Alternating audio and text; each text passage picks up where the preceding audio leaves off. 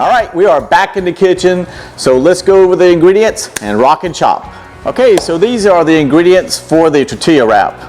We have 1.5 cups of almond flour, 1/2 cup of lupine flour, 3 tablespoons of vital wheat gluten, 1 teaspoon of salt, 1 teaspoon of xanthan gum, 1/4 cup of water, and 1 egg. And that's all there is to it. All right, so let's get started. So we got the dry ingredients like we mentioned a moment ago, and the other 2 ingredients, like I said, the water and the egg. Simply add those in there. And then you can use your hands or you can use a fork to kind of get it started.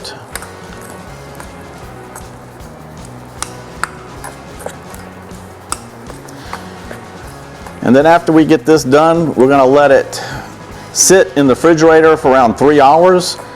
Or overnight, whatever's best for you, but I usually let it sit for about 3 hours and then I'm good to go. And the cool thing is, even if you have some left over, you can let it go a couple days. So you don't have to use them all up in one day. Okay. All right, and then we're going to start using our hands. As you can see, it's starting to firm up a little bit. We're getting a little bit, we have a little bit left in the bottom. We want to pull that in all together. And then we'll knead it a little bit with our hands for about 2 or 3 minutes. And like I said, we're going to let it sit in the fridge for around 3 hours. You can see it's starting to come together. Look how pretty that is. All right, we got the saran wrap here on the bottom. We're going to throw this in there. We've been kneading it for 3 or 4 minutes.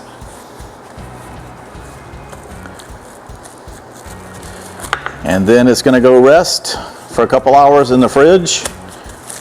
And that's all there is to it. That's that simple. All right, let's start pressing. So we're going to put a dab of it, a little bit bigger than a golf ball, and then put some wrap on top. And let's go to slamming.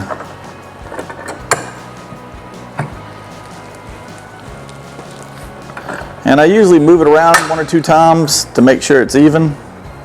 All right, we turned it around. We're going to hit it one more time, and we should be good to go, my friends. There we go.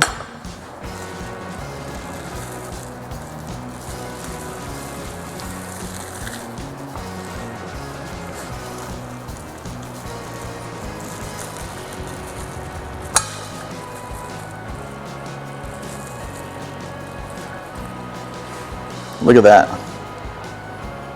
Is that nice or what? All right, so with this, we're going to make a Cajun gumbo egg roll.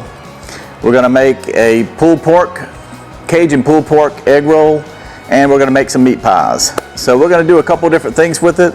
So stay tuned for the other videos, and let's rock and chop.